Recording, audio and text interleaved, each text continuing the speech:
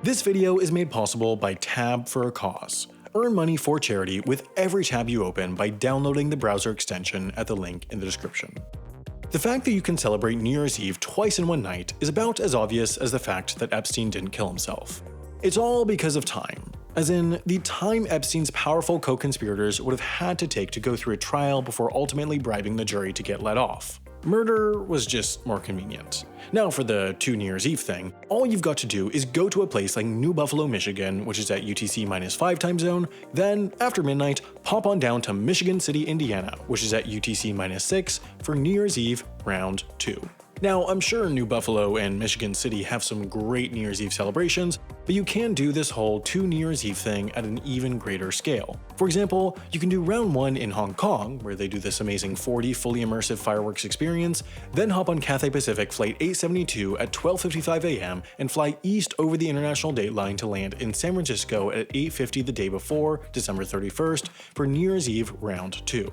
But of course, just as the Dutch said when they discovered Australia in 1606, we can do better than that. Those living in a land down under are surely familiar with their country's screwy time zones.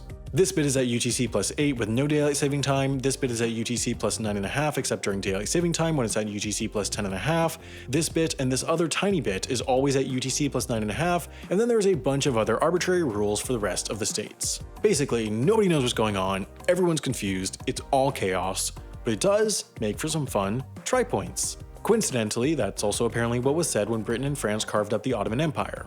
In summer, Australia has 5 different time zones, meaning that at Cameron Corner, Popel Corner, and Surveyor General Corner, 3 time zones meet at one point.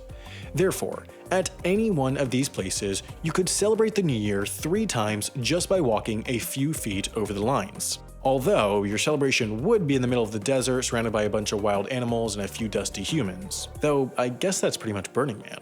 Surely we can do better though. For example, Cameron and Popel Corners don't look too far apart. What if you just drove between them after New Year's round 3 and they're 21 hours apart? Australia is crazy.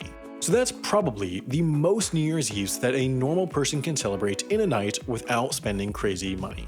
So let's rephrase the question. Let's say you're Jeff Bezos with an infinite supply of tax-free money. How many New Year's Eves can you celebrate?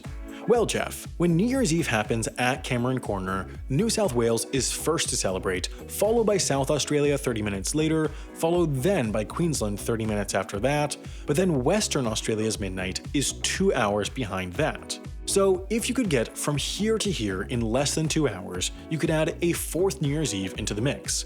We just need an airport. This one's only 70 miles or 100 kilometers away from Cameron Corner, so it should be a quick and easy trip, and it's a 6-hour drive. Just build some roads, Australia. But remember, we are all Jeff Bezos on this blessed day, so we're going to charter a helicopter. Queensland is the last of these 3 states to hit midnight, so you don't have to be at the corner for when Queensland enters the new year, you can be anywhere in the state. So just after South Australia's midnight, you start flying your helicopter east, staying within Queensland. That'll take less than 30 minutes, in a fast helicopter at least. Then you land, celebrate the Queenslandic New Year's Eve, then fly south the 15 minutes to Teeberburra Aerodrome in New South Wales. There you hop in a private jet and fly the hour and a half west to Forest Airport in Western Australia. You'll get there just before their midnight, making it your 4th New Year's Eve of the night. Unfortunately, there's nowhere further west that is close enough to make it faster than your private jet can fly west. But of course, there's the international dateline. So, fly the 13 hours northeast towards the Alaskan Aleutian Islands and land in Unalaska, which despite its name is still very much in Alaska, which is at UTC-9. There, hop on a seaplane to take you over to Akutan, the neighboring island, since there's no airport on it. It's at UTC-8, so once that New Year's Eve is done, hop back on the seaplane, fly back to Unalaska, and celebrate your last New Year's Eve of the night. Ignoring the fact that, the North and South Pole exist, that is possibly, but honestly probably not, the most number of times you can celebrate New Year's Eve in one night. I'm sure the YouTube comments will do their magic and tell me why I'm wrong. So let's say that you, Jeff Bezos, actually go through with this plan and fly all around the world in order to get an extra 5 New Year's Eves in. The carbon emissions from that night will be substantial. The good news is that you can start making up for the terrible deed you've done in about 30 seconds. Just download the Tab for a Cause browser extension, and then, with every tab that you open, you'll raise money for the charity of your choosing. While this might not save the world, it's certainly a super easy way to start, as you'll be making a small impact by doing literally nothing. So far, close to $1 million has been raised through them, and you can start adding to this number by downloading the Chrome or Firefox extension at tab.gladly.io/HAI2.